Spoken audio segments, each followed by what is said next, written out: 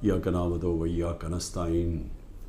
میرے پاکستانیوں، میں جو آج آپ سے بات کرنے لگا ہوں وہ کل ایک ISPR کی پریس کانفرنس ہوئی اور اس کے اندر انہوں نے ایک دو باتیں کہیں تو میں مجبور ہوں کہ میں آج اپنی قوم کے ساتھ بات کروں۔ جو انہوں نے بات کی کہ یہ پاکستان کے خلاف بغاوت اور اشارہ سارا تحریک انصاف کے اوپر کہ ہم نے بغاوت کی ہے، اور یہ کہ یہ پہلے سے پلان بن رہا تھا اس کا کہ ہم یہ پہلے سے تیاری کر رہے تھے بغاوت کرنے کے لیے، اور یہ اپنی فوج کے خلاف یہ سارا یہ ہم نے کیا، اور جس طرح کی وہ بات کی گئی مجھے ایک بڑی تکلیف ہوئی اس کی۔ تو میں نے کہا کہ میں آج اپنی قوم کے سامنے ذرا 2-3 پوائنٹ رکھوں، کیونکہ جب ایسی بات کی جاتی ہے تو اس کا جواب دینا بڑا ضروری ہے۔ دیکھیں، اب یہ موقف آ گیا ISPR کا اور پاکستان کی اسٹیبلشمنٹ کا کہ تحریک انصاف نے بغاوت کی۔ اب یہ دوسرا بھی ایک موقف ہے، یہ ہمارا بھی موقف ہے، یہ میرا موقف ہے، میری پارٹی کا موقف ہے کہ ہمارے خلاف پوری کانسپریسی کی گئی، ہماری گورنمنٹ گرائی گئی، جبکہ پاکستان کی تاریخ میں 2 سالوں میں آخری ہمارے 2 سالوں میں بہترین معیشت اوپر جا رہی تھی۔ آپ اگر اکنامک انڈیکیٹرز دیکھ لیں اور پاکستان اکنامک سروے پڑھ لیں تو وہ ان کی حکومت کا بھی پڑھ لیں جو ان کے دور میں شائع ہوا ہے، تو آپ کو یہ پتہ چلے گا کہ 17 سال کے بعد بہترین اکنامک پرفارمنس تھی، اور 17 سال پہلے اس لیے تھی کہ امریکی ڈالرز آ رہے تھے، ہم امریکہ کی وار آن ٹیرر لڑ رہے تھے۔ یہ امریکی ڈالرز آنے کے بغیر باوجود یہ اکانومی بڑھ رہی تھی، انڈسٹری بڑھ رہی تھی، ریکارڈ گروتھ ہو رہی تھی، اور اس کے باوجود کہ 2 سال کرونا میں ساری دنیا میں ایک بہت بڑا زوال آیا ہوا تھا، اس کے باوجود اللہ کا کرم کہ ہم نے اپنی معیشت کو بھی بچایا، ہم نے اپنے لوگوں کو بھی بچایا۔ دنیا نے اکنالج کیا کہ پاکستان نے جو قدم اٹھائے کووڈ-19 میں وہ دنیا میں مثال تھے۔ ایک امریکی ایک اکانومسٹ جو کام کرتا تھا ڈونلڈ ٹرمپ میں، اس نے کہا کہ اگر امریکہ پاکستان کی مثال لے لیتا تو کتنے 10 کھرب ڈالر بچا سکتا تھا۔ تو اس گورنمنٹ کو گرایا گیا ایک سازش کے تحت، تو یہ ہم کہہ رہے ہیں کہ ملک سے غداری ہوئی۔ اس کے بعد 25 مئی کو ہمارے ساتھ جو ہوا، کسی پولیٹیکل پارٹی سے ایسا نہیں ہوا کہ وہ لانگ مارچ کر رہی ہے اور 2 دن پہلے گھروں میں گھس کے اٹھائے جا رہے ہیں لوگ، کتنے ہزار گھروں میں پولیس گھسی رات کے صبح کے 3 بجے۔ یہ پہلی دفعہ کسی پارٹی سے ایسے ہوا۔ 3 لانگ مارچز میرے خلاف ہوئی، بتائیں ایک بھی FIR کٹی؟ ایک دفعہ ہم نے کسی کو روکا؟ کسی کے اوپر ٹیئر گیسنگ ہوئی؟ اور ہمارے اوپر پورا ایک اٹیک آیا، ہمارے بنیادی حقوق فنڈامنٹل رائٹس کی وائلیشنز ہوئی، اور ہمارے اوپر ہی پرچے کٹ گئے۔ میں نے تب 26 کی صبح کو اپنے دھرنا کال آف کیا، کیونکہ مجھے پتا تھا انتشار کی طرف جا رہا ہے۔ جو پارٹی الیکشن چاہتی ہے وہ انتشار تو نہیں چاہتی۔ تو اس کے بعد ہمارے اوپر یہ نہیں ہوا کہ سستیاں کم ہوئیں۔ جب ہم 30 بائی الیکشنز جیت گئے 37 میں سے، باوجود اس کے کہ پوری اسٹیبلشمنٹ کی سپورٹ تھی یہ 12 جماعتوں کی، میرے اوپر قاتلانہ حملہ ہوا، مجھے قتل کرنے کی کوشش کی گئی، میں اپنی FIR نہیں کٹوا سکا۔ یہ بھی سازش تھی، کیونکہ وہ طاقتور لوگ بیٹھے ہوئے تھے، میں کچھ نہیں کر سکا۔ پھر جو JIT بنی پنجاب کی ہماری گورنمنٹ تھی، اس نے جو چیزیں سامنے لے کے آئیں، جب وہ چیزیں سامنے آ رہی تھی کہ 3 شوٹر تھے ایک کی بجائے، وہ JIT کو سیبوٹاج کیا طاقتور لوگوں نے۔ سازش تھی، کیوں نہیں ان JIT کو چلنے دیا۔ اس کے بعد ہمارے اوپر میرے گھر پہ حملہ ہوتا ہے۔ ہم ایشورٹی بانڈ جب دے رہا تھا میں کہ جناب میں وہاں 18 مارچ کو اسلام آباد کے جوڈیشل کمپلیکس میں جاؤں گا، کوئی قانونی جواز نہیں تھا میرے گھر پہ، 24 گھنٹے حملہ کیا، اور وہ ایشورٹی بانڈ بھی نہ لے پولیس، کیونکہ انہوں نے مجھے اغوا کرنا تھا یہاں سے۔ یہاں لوگوں کو زخمی ہوئے، سارا دن گھر اندر بیٹھ نہ سکے، 24 گھنٹے ٹیئر گیس گھروں کمروں کے اندر، کبھی کسی لیڈر سے ایسے نہیں ہوا۔ 18 مارچ کو پھر میرے اوپر ایک قاتلانہ حملہ ہوتا ہے، اللہ کا کرم ہے کہ میں بچ جاتا ہوں۔ سارا وہاں اوپر ISI نے اس کو ٹیک اوور کیا ہوا تھا، جو جوڈیشل کمپلیکس ہے، CCTV کیمرہ انہوں نے بند کر دیے۔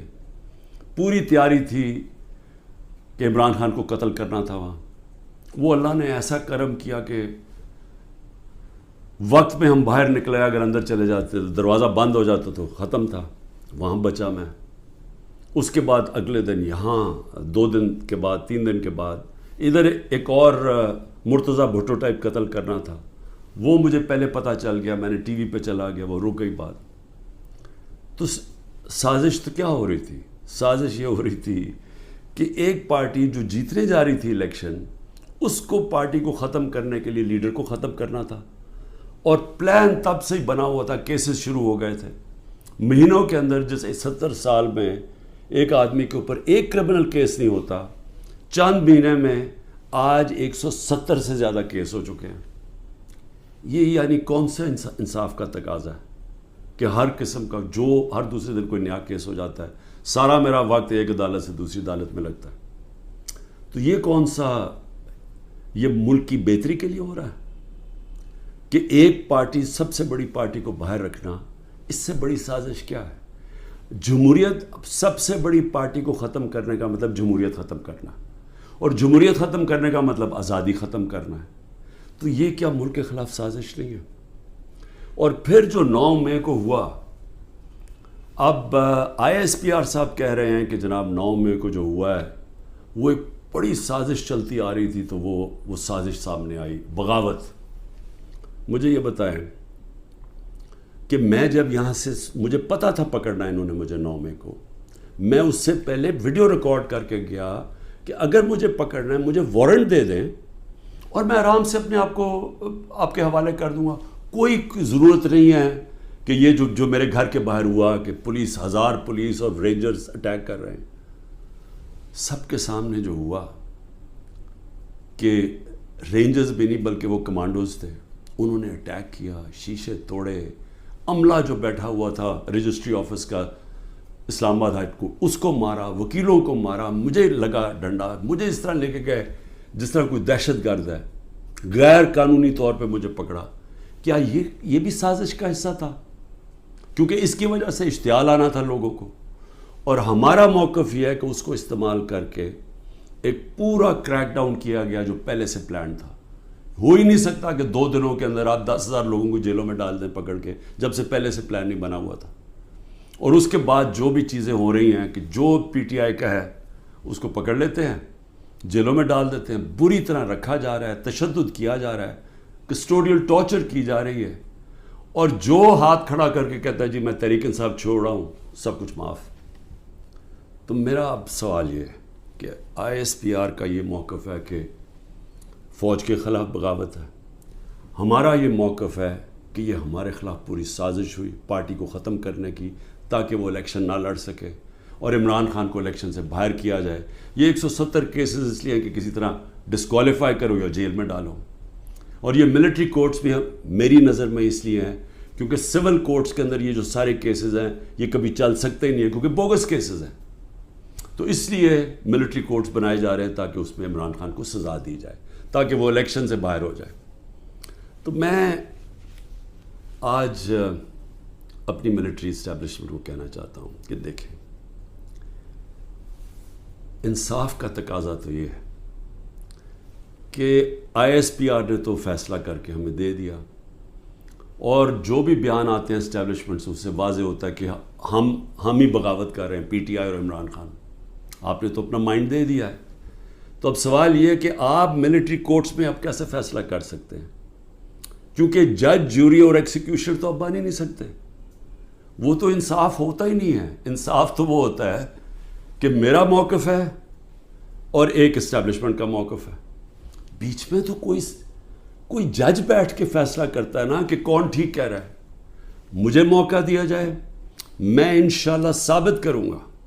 میرے پاس تو اب آہستہ آہستہ ثبوت آیا نا کہ یہ پورا پلان کر کے 9 مئی کو انتشار کیا گیا ہے، یہ جو جگہیں جلائی گئی ہیں یہ پلان ہوا تھا پہلے سے۔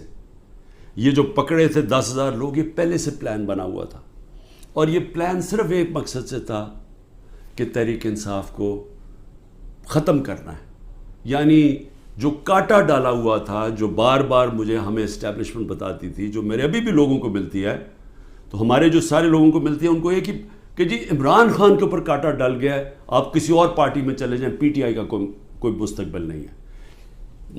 پہلے تو ان کی بزنس بھی بند کرتے ہیں، گھر بھی توڑتے ہیں، سب کچھ، لیکن ساتھ پھر یہ مایوس بھی کر دیتے کہ جی عمران خان کا تو کوئی چانس ہی نہیں ہے. تو بڑے رسپیکٹفلی میں کہنا چاہتا ہوں کہ ایک یہ عدالت میں کیس چلنا چاہیے اور اوپن ٹرائل ہونی چاہیے. میری ایک اور ریکویسٹ ہے، یہ ٹیلی وائز ہونی چاہیے ٹرائل، کیونکہ ایک ملک کے خلاف اگر بغاوت ہے تو یہ کوئی چھوٹی چیز نہیں ہے. تو یہ چھپا کے نہیں ہونی چاہیے، پبلک میں ہونی چاہیے. سارے جو آپ کہتے ہیں کہ آپ کے پاس ثبوت ہیں، آپ لے کے آئیں. جو میرے پاس ثبوت ہے وہ ہم لے کے آتے ہیں، قوم کے سامنے رکھیں. کیونکہ اگر اپنی فوج کے خلاف کوئی بغاوت کرتا ہے اس کو سزا ملنی چاہیے. میری طرح کا آدمی جو فیصلہ ساری باہر 20 سال باہر کمائی کی، سب کچھ بیچ کے آج میرا پاکستان میں، میرا ایک پیسہ پاکستان سے باہر نہیں ہے. تو مجھے اگر غدار کہا جا رہا ہے تو مجھے موقع ملنا چاہیے اپنے آپ کو بے قصور ثابت کرنے کا پبلکلی. اور دوسری طرف جن لوگوں کو آج اوپر بٹھایا گیا ہے، جو سارے آج دبئی بیٹھے ہیں، پاکستان کے فیصلے دبئی میں ہو رہے ہیں. مجھے یہ آج بتا دیں کہ کبھی سنا ہے نریندر مودی جا کے کسی اور ملک کے اندر اپنے وزیروں کو بٹھا کے فیصلے کر رہا ہے؟ کبھی سنا ہے کہ برطانیہ کا پرائم منسٹر جا کے یورپ میں بیٹھا ہوا ہے، یا یورپین پرائم منسٹرز کہیں اور جا کے کر رہے ہیں؟ کبھی دنیا میں سنا ہی ہے؟ یہ ملک سے مذاق کیا ہو رہا ہے کہ جن لوگوں کا سٹیک ہی پاکستان میں نہیں ہے، ان کی دبئی میں بڑی بڑی پراپرٹیز ہیں، لنڈن میں بڑی پراپرٹیز ہیں. اور یہ مجھے کس نے بتایا ہے؟ یہ ہماری ISI نے ہمیں بتایا ہے. یہ نیب کے جو پہلے چیئرمین تھے جنرل امجد، انہوں نے مجھے آج سے 20 سال پہلے 23 سال پہلے پوری بریفنگ دی کہ ان کی کتنی پراپرٹیز ہیں ملک سے باہر. یہ سارا وقت ہمیں کدھر سے انفارمیشن آتی تھی؟ کیونکہ ISI کے پاس انفارمیشن ہوتی تھی، ادھر سے ہمیں انفارمیشن ملتی تھی کہ ان کی کتنی پراپرٹیز باہر ہیں، انہوں نے کتنا پیسہ کیا، فلانی ڈیل سے کتنا پیسہ کمایا. وہ لوگ جو آج اربوں ڈالر کی باہر پراپرٹیز لے کے بیٹھے ہیں، جن لوگوں میں ایک کہتا ہے کہ نواز شریف کہتا ہے کہ ہندوستان کو کہ جی یہ پاکستانی فوج دہشت گردی کر رہی ہے ڈان لیکس میں، دوسری طرف واصف زرداری جا کے کہتا ہے امریکنوں کو کہ جی ایڈمرل منل کو، وہ حسین حقانی اس کا ایمبیسڈر کہتا ہے کہ ہمیں بچا لو پاکستانی فوج سے، امریکنوں کو کہتا ہے. وہ ٹھیک ہیں جن کے اربوں ڈالر باہر پڑے ہیں، اور جو آج سارے مل کے، یعنی پاکستان میں انہیں کوئی جگہ نہیں ملی میٹنگ کے لیے، وہ باہر بیٹھے ہوئے سارے. اور عمران خان جو سب کچھ اپنا چھوڑ کے بیچ کے آج پاکستان ہے، وہ غدار بن گئے. مجھے یہ بتائیں، میں پرائم منسٹر 3.5 سال تھا، مجھے ایک بتائیں میں نے نجی دورہ کیا ہو، پرائیویٹ وزٹ کی ہو. میرے بچے انگلینڈ میں تھے، 2 دفعہ مجھے برطانیہ کے پرائم منسٹر نے آفر کی کہ لنڈن آؤ. میں کیوں نہیں گیا؟ کیونکہ میں جب کوئی باہر کا دورہ کرتا تھا پہلے میں دیکھتا تھا میرے ملک کو اس کا کیا فائدہ ہے. کیونکہ جب ایک پرائم منسٹر باہر دورہ کرتا ہے، پاکستان کے ڈالر خرچ ہوتے ہیں، ہمارا پیسہ خرچ ہوتا ہے، ہمارا مقروض ملک ہے. میں تو اپنے بچے تک نہیں گیا. نواز شریف 22 دفعہ نجی دورے کیے اس نے لنڈن کے جب وہ پرائم منسٹر تھا. آصف زرداری 50 دفعہ دبئی گیا جب وہ پریزیڈنٹ تھا، اور ملکوں کے علاوہ. تو آج مجھے تکلیف یہ ہے کہ یہ جو لوگ اوپر مسلط کیے ہیں، جو دبئی بیٹھ کے پاکستان کے فیصلے کر رہے ہیں، یہ محب وطن ہیں، اور میں اور میری جماعت ان کو غدار کہا جا رہا ہے. اس لیے اس کی اوپن ٹرائل کریں. یہ بیٹھے اس کو ٹی وی کے اوپر یہ ٹرائل آئے، مجھے موقع ملے بتانے کا قوم کو کہ ہمارے سے ہوا کیا کیا ہے، میرے سے کس طرح غداری کی گئی ہے، کس طرح میرے سے جھوٹ بولے گئے ہیں، کس طرح کمر میں چاقو مارا گیا ہے، اور آج پاکستان کو گھٹنے پہ پہنچا دیا ہے. آج ہم معاشی طور پہ بھی اس جگہ پہ پہنچ گئے ہیں کہ نریندر مودی کہتا ہے کہ اس کو پاکستان کو چھوڑ دو، یہ اپنے بوجھ میں ہی کر رہا ہے. آج یہ سٹیٹمنٹ آئی ہے، 14 مہینے پہلے اس طرح کی کسی کوئی سٹیٹمنٹ آئی تھی؟ ذرا صرف دیکھ لیں کہ پاکستان کا وقار کدھر تھا اور آج کدھر ہے پاکستان. جتنی انہوں نے خدمت کی امریکہ کی، یہ فورن منسٹر نے اچھی اچھی انگریزی بول کے اور پتہ نہیں اربوں روپے کے دورے کر کے، اور اوپر سے شہباز شریف سارا وقت دورے کر رہا ہے باہر. جو جوائنٹ سٹیٹمنٹ آئی امریکہ کی اور ہندوستان کی نریندر مودی کے دورے پہ، ہمیں ہماری خطرے کی گھنٹی بجنی چاہیے. کبھی بائی لیٹرل میٹنگ میں وہ تیسرے ملک کو برا بھلا نہیں کہتے. انہوں نے نام لے کے کہا کہ پاکستانی دہشت گردی کر رہا ہے. مطلب یہ کہ کشمیر کی جو ساری وہ جو بیچاروں اتنی دیر سے اپنی آزادی کی جنگ لڑ رہے ہیں، وہ پاکستان دہشت گردی کر کے لڑ رہا ہے. وہ آزادی کی جنگ نہیں ہے. یہ اتنا برا ہمارے اوپر انہوں نے، جو اب میں کیا کہوں کہ جس طرح کا انہوں نے پاکستان کے اوپر تماچا مارا ہے، اور یہاں سے کوئی جواب نہیں آئے گا کیونکہ ان کے پیسے باہر پڑے ہیں اور ان کو پتہ ہے ان کے پیسے باہر پڑے ہیں. یہ کبھی نہیں بولیں گے. لیکن مجھے اس سے زیادہ خطرہ ہے، اور میں اس لیے بھی اپنی اسٹیبلشمنٹ کو پیغام دینا چاہتا ہوں کہ دیکھیں، میں ایک تاریخ کا طالب علم ہوں. یہ جو انڈیا کا اور اب امریکہ کا جو جوائنٹ ڈیکلریشن آئی ہے اور جو سمجھوتا ہوا ہے ڈیفنس میں، نیوکلیئر میں، آرٹیفیشل انٹیلیجنس ٹیکنالوجی میں، یہ اب پاکستان میں بہت آگے ہمارے معاشی حالات بالکل ہی جدھر پہنچ گئے ہیں. اس سے ایک امبیلنس پیدا ہو گیا ہے. آج ہندوستان جس طرح نریندر مودی نے تکبر میں باتیں کی ہیں، آج وہ ہمارے سے اپنے آپ کو بہت طاقتور اب سمجھتے ہیں. اور جب انہوں نے کہا نا کہ اپنے بوجھ میں گر رہا ہے، وہ اپنے بوجھ میں گرنے نہیں دیں گے، وہ گرائیں گے.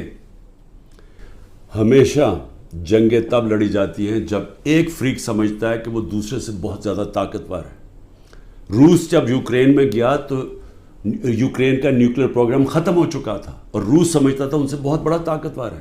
امریکہ عراق میں اور افغانستان میں اس لیے گیا کہ وہ بہت طاقتور تھا ان سے. تو جب ہندوستان یہ سمجھنا شروع ہو گیا کہ وہ پاکستان سے بڑا طاقتور ہے، ہماری خطرے کی گھنٹی بجنی چاہیے. ملک کو متحد ہونا چاہیے. ملک کو آزاد رکھنے کے لیے قوم کو اکٹھا ہونا چاہیے. یہ نہیں ہونا چاہیے کہ ملک کی اسٹیبلشمنٹ ملک کی سب سے بڑی پارٹی کو ختم کرنے کی کوشش کرے. اس کا مطلب جو ملک کی اکثریت عوام ہے، جو ایک پارٹی کے ساتھ کھڑی ہے، اس کو اپنے خلاف کر لے. یہ ملک کو نقصان ہے. ہماری پھر سے اکانومی بیٹھ چکی ہے. ان کے پاس کوئی حل نہیں ہے. جو جس طرف ہم جا رہے ہیں، جو یہ کوشش کرنے جا رہے ہیں کہ کھچڑی پک جائے پولیٹیکل انجینئرنگ سے، وہ اور ملک کمزور ہونے والا ہے. میں اس لیے پھر سے کہتا ہوں کہ آخر میں اپنے جو فیصلہ کرنے والے لوگ ہیں، جو طاقتور لوگ ہیں، اس وقت پاکستان کو ایک ہی راستہ ہے، صاف اور شفاف الیکشن. لوگوں کو امید صرف تب آئے گی. امید ختم ہو چکی ہے. نوجوان جو چھوڑ کے ملک کو جا رہے ہیں، پروفیشنلز جو ملک کو چھوڑ کے جا رہے ہیں، جو غریب لوگ کشتیوں میں ڈوب رہے ہیں باہر ملک سے نکلنے کے لیے، ان کو امید چاہیے. اور کسی چیز سے امید نہیں آنے لگی سوائے ایک چیز سے، صاف اور شفاف الیکشن. پاکستان پائندہ باد.